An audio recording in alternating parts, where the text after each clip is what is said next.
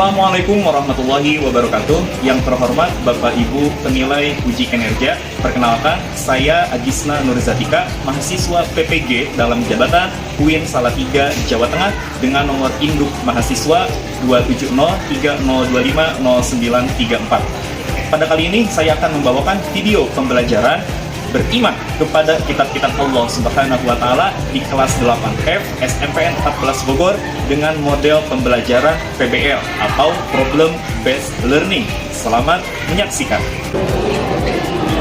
Assalamualaikum.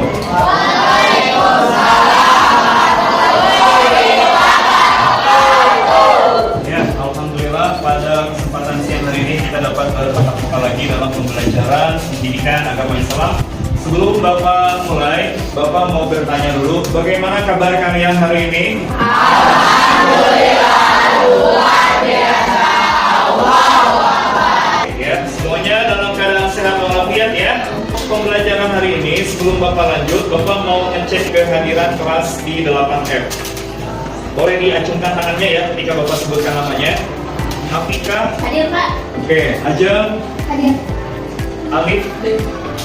Al-Lamal Quran. Tazkiyatun. Yudiansa.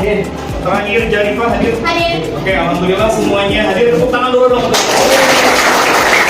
Sebelum kita lanjutkan, mohon diperiksa dulu di kolom-kolom kursi kalian apakah ada sampah, boleh dicek. Ada sampah? Ya, ada. Udah bersih ya? Oke, udah bersih sampahnya, kemudian absensi kehadirannya juga sudah.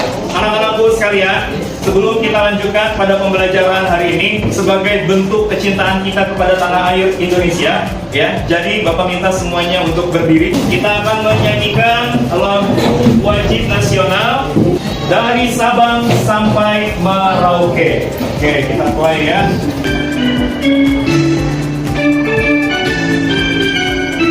Dikeluarkan suaranya. Dari Sabang sampai Merauke, berjajar pulau-pulau, sambungan nyambung menjadi satu, itulah Indonesia.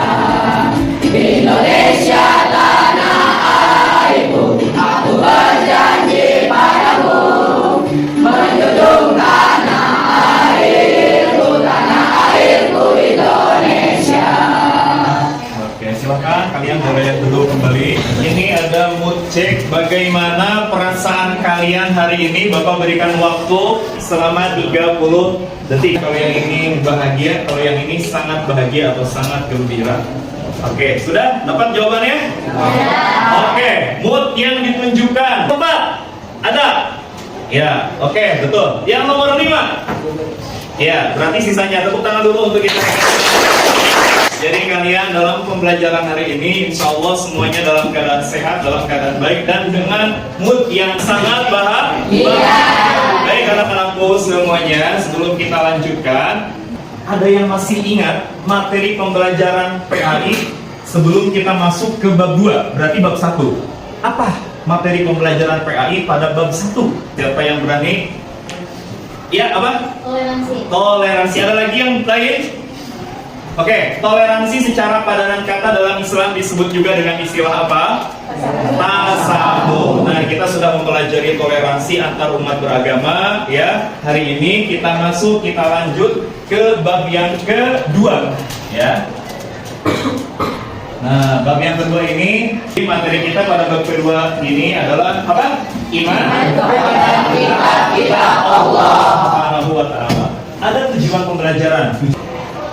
Oke, jadi tujuan pembelajarannya ada 3. Yang pertama, kalian sebagai murid mampu menjelaskan makna beriman kepada Allah Subhanahu wa Ta'ala dengan kitab-kitabnya. Oke, yang kedua, murid mampu mengetahui isi pokok ajaran kitab Allah dan nama Rasul penerimanya. Yang ketiga, perbedaannya kitab dengan susu. Sebelum Bapak lanjutkan, Bapak mau bertanya dulu kepada kalian, ketika kalian sedang berada di dalam hutan. Tahu hutan? Tahu. Nah, hutan itu identik dengan pohon-pohon yang menjulang tinggi, jauh dari perkotaan, jauh ya. Kalau hutan. Kemudian kalian ada di hutan tersebut. Kalau kalian tidak membawa alat apapun, kalian akan tersesat tidak? Tersesat. Nah, pertanyaan Bapak, pemantik dari Bapak, supaya kalian tidak tersesat di dalam hutan dapat menentukan arah, apa yang paling penting yang kalian bawa? Penunjuk apa namanya? Apa? GPS. Selain GPS, apa yang manual itu? Kompas. Nah, anak-anakku sekalian, pada pembelajaran hari ini, kitab ya fungsinya sebagai petunjuk dan pedoman hidup bagi siapa? Bagi manusia. Ini ada pembagian kelompok. Ini sudah berkelompok semuanya ya? Sudah siap dalam pembelajaran. Nanti ada kelompok kitab. Kita bagikan bagaimana kelompok yang kitab Taurat, kelompok yang kitab Zabur, kelompok yang kitab Injil, dan kelompok yang kitab Al-Quran. Oke, sebelum kita memahami lebih jauh mengenai kitab-kitab Allah Subhanahu wa Ta'ala, mohon disimak ada tayangan video. Ketika usia beliau mendekati 40 tahun, beliau telah banyak merenungi keadaan kaumnya dan menyadari banyak keadaan kaumnya tidak sejalan dengan kebenaran. Beliau pun mulai sering uzur atau mengasingkan diri dari kaumnya. Ketika usia beliau genap 40 tahun, tanda-tanda kenabian semakin nampak dan bersinar. Berdasarkan hal ini, maka permulaan kenabian dengan adanya Ru'ya As-Salihah terjadi pada bulan kelahiran beliau, yaitu Rabiul Awal, setelah beliau genap 40 tahun. Sedangkan wahyu dalam kondisi terjalan terjadi pada bulan Ramadan. Ketika uzur beliau memasuki tahun ketiga, tepatnya di bulan Ramadan, Allah Ta'ala menakdirkan ketika itu turun wahyu pertama kepada beliau dan diangkatnya beliau menjadi nabi. Maka Jibril turun kepadanya dengan membawa wahyu pertama. Yang pertama kali turun adalah surat Al-Alaq ayat 1-5. Allah telah mengangkat Nabi Muhammad sebagai Rasulnya. Saat itulah dimulai tugas besar Nabi Muhammad yang mulia untuk membimbing umat manusia dalam agama Islam dimulai. Ya, itu adalah video singkat mengenai sejarah turunnya wahyu pertama Al-Quran kepada Nabi Muhammad SAW.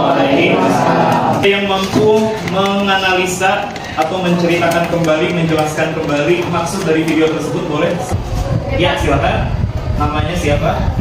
Afika. Afika, bagaimana tanggapan kamu dari video yang tadi kamu tonton? Pada usia 40 tahun, Nabi Muhammad SAW lebih banyak menunjukkan diri ke Gua Hira. Oke. Sehingga muncullah tanda-tanda kerasulan.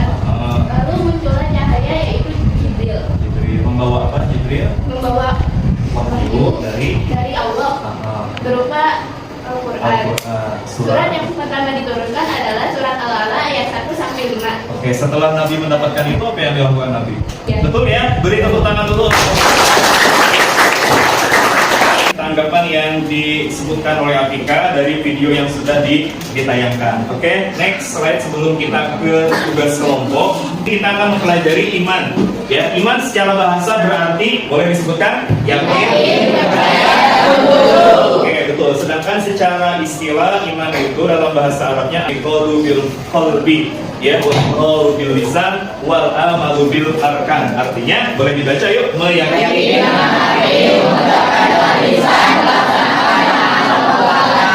Jadi itu adalah arti iman secara bahasa dan secara istilah. Makna beriman kepada kitab-kitab Allah, meyakini sepenuh hati ya bahwa Allah mempunyai kitab-kitabnya yang diturunkan kepada para nabi dan rasul pilihannya. Tujuannya diturunkan kitab itu berupa sebagai petunjuk yang diberikan Allah kepada umat manusia. Kewajiban kita sebagai seorang muslim mengimaninya dan menerapkan ajaran-ajarannya dalam kehidupan. Nah, ini ada pengertian kitab. Oke, dibaca sama kamu. Ada satu orang yang mau membaca, boleh yang suaranya lantang, baca. Jalifah. Kitab merupakan, boleh? Kitab merupakan kalam Allah SWT yang diturunkan kepada para rasul sebagai pedoman hidup bagi umat manusia. Oke. Kitab-kitab tersebut berisi ajaran, hukum, tuntunan, dan petunjuk agar manusia berjalan di jalan yang benar sesuai dengan kehendak Allah Subhanahu wa Ta'ala. Oke, jadi kitab ini sebagai pedoman atau way of life ya, yang isinya ada tuntunan, ada petunjuk supaya kita sebagai manusia dapat berjalan di jalan yang benar dan tidak tersesat sesuai dengan kehendak Allah Subhanahu wa Ta'ala. Next. Nah, ini ada kitab-kitab Allah yang diturunkan, ada 4. Cek dibaca bersama-sama. Yang pertama kitab Taurat diturunkan kepada Nabi Musa. Kedua kitab Zabur diturunkan kepada Nabi Daud. Injil diturunkan kepada Nabi Isa. Al-Quran diturunkan kepada Nabi Muhammad. suhu. Dibaca oleh satu orang lagi selain tadi jari. Laki-lakinya satu orang aja. Ya, dibaca pengertian suhu. Suhu adalah barang bayu yang diberikan oleh Allah SWT kepada nabi-nabinya. Belum kitab-kitab yang lebih besar. Suhu berisi petunjuk dan ajaran yang menjadi dasar iman bagi umat manusia. Ya. Meskipun tidak sepopuler kitab-kitab, suhu tetap memiliki peranan penting dalam menyebarkan nilai-nilai kebaikan dan kebenaran dalam kehidupan sehari-hari. Betul ya yang disampaikan oleh Fajar. Jadi suhuf juga sama berupa wahyu Allah Subhanahu wa taala, hanya bentuknya dalam lembaran. Kalau kita wahyu Allah Subhanahu wa taala bentuknya dalam buku atau disebut dengan kitab. Oke, jadi suhuf adalah lembaran. Kalau kitab adalah buku. Ada perbedaan kitab dengan suhuf, ada definisinya, ada jumlah lembarannya, ada isi dan penjelasannya, dan ada cara pewahyuannya. Oke, next ya. Bisa dibaca, kita lanjut saja. Aktivitas kelompok. Kalian sudah duduk menjadi kelompok ya?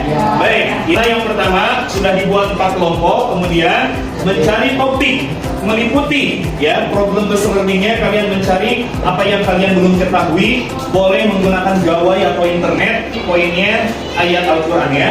Dan sejarah turunnya kitab tersebut, perbedaan kitab dengan suhuf boleh dilengkapi lagi. Isi ajaran pokok kitabnya menceritakan tentang apa, Zabur apa, Taurat apa, ya, Injil apa. Tuliskannya pada kertas karton, nanti Bapak sediakan spidol, ya. Ini spidolnya sudah disediakan untuk kalian berkreasi. Setelah selesai, kalian menempelnya di dinding. Setelah ditempel di dinding, presentasikan dengan teknik gallery walk. Jadi ada yang berjaga di gawang tersebut, di standnya. Yang lain dari kelompoknya mengunjungi kelompok yang lain. Oke, nanti tinggal dibagi aja. Setiap kelompok memberikan refleksi dan umpan balik. Bisa kita mulai? Ini spidolnya Bapak bagikan dulu. Ya, masing-masing kelompok ada yang 2, ada yang 3. Boleh diterima dulu, pegang. Ya, kemudian yang ini. Oke, maaf ya, kelompok sana boleh. Ya, maaf. Dan ini untuk kelompok ini. Oke, kertas kartonnya kita siapkan juga.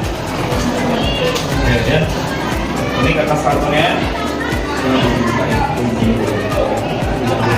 Oke, silakan diambil.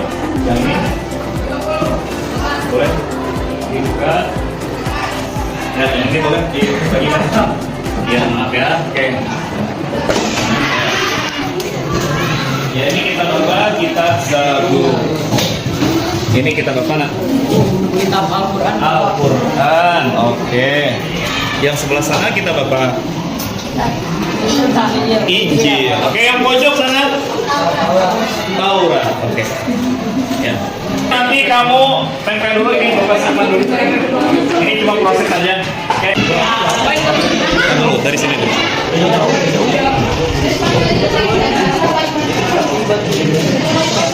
Oke, ini kamu di sini. Balik. Berarti itu boleh. Boleh di sana. Ya, di situ dicat ya. Di situ aja nempelnya. Kamu di situ. Dah. Sok, ditempel dulu yang kelompok pijak.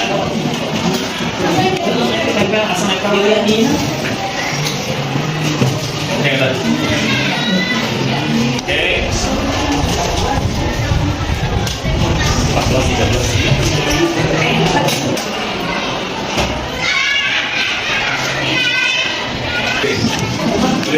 Biar ribut, dari sekarang berdiri dulu. Kita buka dulu. Kamu nempelnya di mana?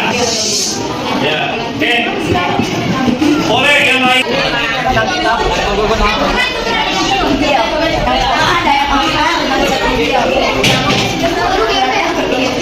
Ya, silakan dimulai galeri walk-nya ya. Boleh berkunjung ke stand-standnya. Oke.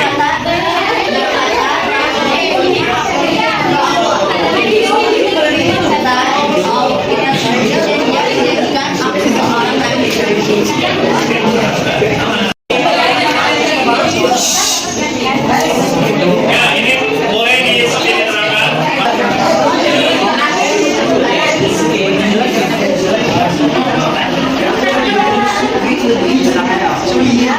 Ini kita akan menguji sampai sejauh mana proses pembelajarannya dengan menjawab pertanyaan dari aplikasi Kahoot ya. Kita klik start. Baru rehat terus.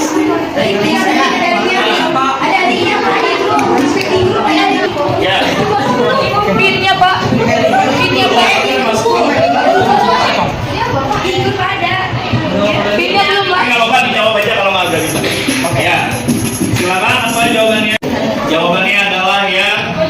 Nih, kalau Allah sebagai petunjuk dan perubahan hidup bagi seluruh manusia. Next, ada lagi? Ada? Ya, sok silakan. 3, 2, 1. Ya, dan maksudnya 20 detik ya.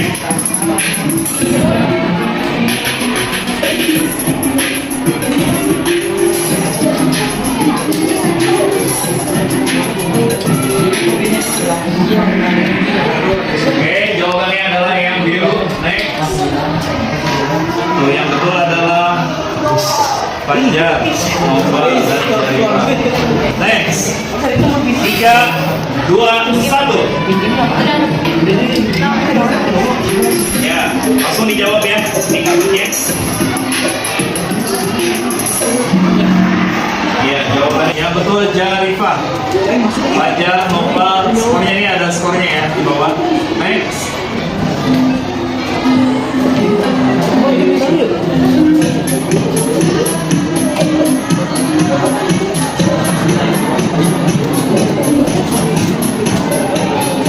Nah, ya jawabannya silakan.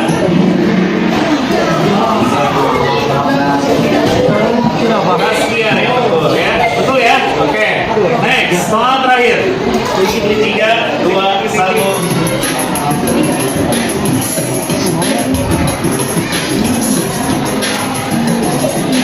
Ya, itu perbedaan kita langsung.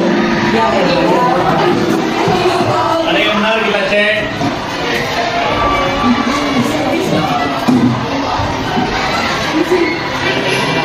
Iya, juara 3. Asia juara yang kedua.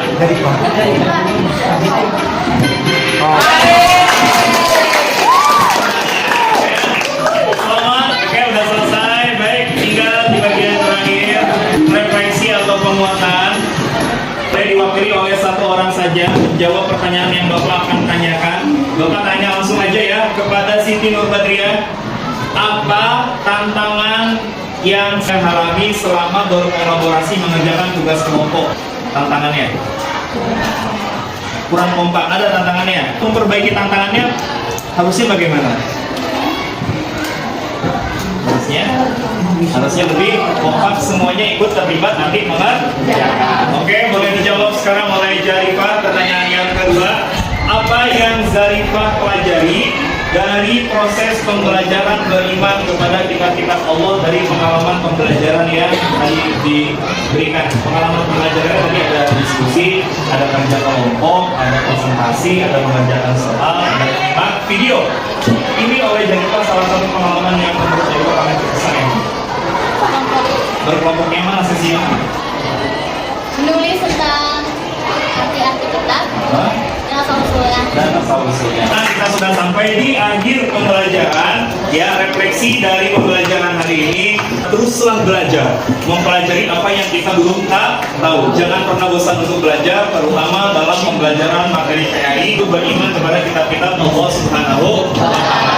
Oke, insya Allah kita akan bertemu pada pertemuan yang akan datang. Kita akan lanjutkan ini pembelajarannya, tapi dengan contoh perilaku beriman kepada kitab Allah dan hikmah beriman kepada kitab-kitab Allah Subhanahu wa Ta'ala. Oke, sebelum Bapak akhiri, ya ada yang mau bertanya dari pembelajaran yang sudah tadi Bapak sampaikan? Iya, silakan nak berdiri. Apa pertanyaannya? Mengapa Al-Quran disebut sebagai mukjizat terbesar Nabi Muhammad? Pertanyaan yang bagus. Mengapa Al-Quran sebagai mukjizat terbesar Nabi Muhammad Sallallahu Alaihi Wasallam? Baik, nanti mohon dikoreksi apabila jawaban Bapak salah ya. Kenapa Al-Quran merupakan mukjizat terbesar? Karena Allah Subhanahu Wa Taala memilih Nabi Muhammad Sallallahu Alaihi Wasallam sebagai Khatamul Anbiya, penutupnya para nabi atau nabi akhir zaman. Tiada lagi nabi setelah datangnya Nabi Muhammad.